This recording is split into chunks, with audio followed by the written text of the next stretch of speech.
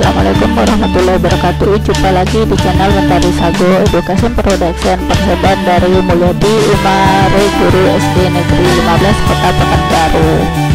Nah, hari ini kita masuk ke pembelajaran persatuan dalam perbedaan subtema 3 PD1 muatan bahasa Indonesia IPA dan IPS untuk kelas 6 SD.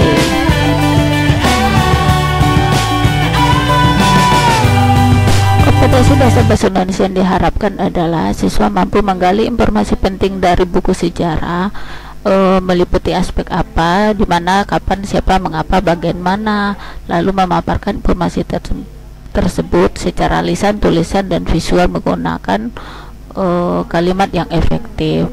Siap, itu kompetensi dasar IPA yang diharapkan.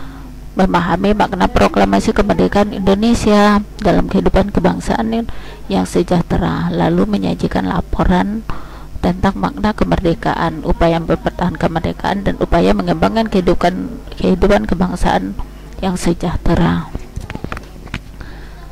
KD IPA menganalisis cara makhluk hidup menyesuaikan diri dengan lingkungan, lalu menyajikan karya tentang cara makhluk hidup menyesuaikan diri dengan lingkungan sebagai hasil penelusuran dari berbagai sumber yang kamu dapatkan.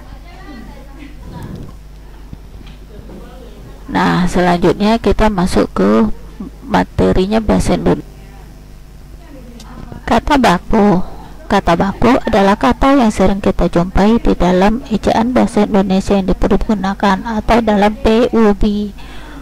Kata baku merupakan kata yang digunakan secara resmi. Contoh kata tidak baku: nasihat. Yang bakunya adalah nasihat. Apotik. Yang bakunya apotek. Cuman, cuma. Gubuk. Yang bakunya gubuk. Jadwal, yang bakunya adalah jadwal. Itu contoh beberapa kata baku yang sering kita jumpai di sekitar kita, dan kamu bisa mencari kata-kata baku lainnya. Untuk itu kamu bisa melihat di Kamus Bahasa Indonesia yang benar. Lalu kita masuk ke IPA. Lidah buaya. Manfaat adaptasi makhluk hidup bagi manusia dan lingkungan. Yang pertama adalah lidah buaya.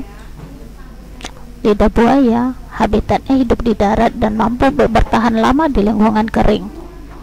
Daunnya berduri dan fungsinya untuk mengurangi penguapan. Daunnya yang tebal untuk menyimpan air. Lalu akarnya yang panjang mampu menyebar untuk mencari cadangan air, sehingga dia bisa bertahan lama di daerah yang agak kering. Selanjutnya tumbuhan bakau. Tumbuhan bakau hidup di tepi pantai, memiliki akar yang tunjang yang berfungsi untuk menahan tumbuhan dari terjangan ombak. Akar yang tunjang itu juga merupakan akar nafas. Akar tumbuhan bakau berfungsi untuk menjaga abrasi. Lalu akar bakau juga tempat hidup hewan laut, misalnya ikan dan udang. Manfaat hewan bagi manusia dan lingkungan. Yang pertama, cacing tanah. Cacing tanah hidup di tanah. Cacing tanah menghasilkan kotoran yang mampu menyuburkan tanah. Gerakan cacing di dalam tanah mampu membuat tanah berpori dan mampu menyerap air, sehingga nutrisi tanaman hidup di tanah menjadi subur. Lalu kita mengenal lagi domba. Domba juga hewan yang sangat bermanfaat bagi manusia. Memiliki rambut yang tebal sehingga berfungsi untuk menghangatkan tubuhnya di saat suhu lingkungan yang rendah. Domba juga dimanfaatkan sebagai bahan pembuat kain wol. Wol dimanfaatkan untuk membuat pakaian hangat. Dan kotoran domba bisa digunakan sebagai pupuk. Jadi sangat banyak manfaat tumbuhan dan hewan. Sekarang kita masuk ke materi IPS, manfaat kemerdekaan bagi kesejahteraan bangsa Indonesia. Yang pertama, di bidang pendidikan. Dulu tidak semua masyarakat Indonesia bisa mendapatkan pendidikan yang layak.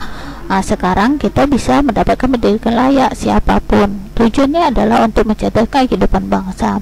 Lalu di segi perekonomian Indonesia meningkat dengan meningkatkan kesejahteraan rakyat. Lalu sosial, yang membuat hak dan kewajiban sama bagi rakyat Indonesia. Itu beberapa manfaat dari kemerdekaan bagi bangsa Indonesia. Nah, sampai di sini dulu pembelajaran untuk hari ini. Terima kasih. Jumpa lagi di lain kesempatan. Jangan lupa subscribe dan like. Semoga bermanfaat. Wassalamualaikum warahmatullahi wabarakatuh.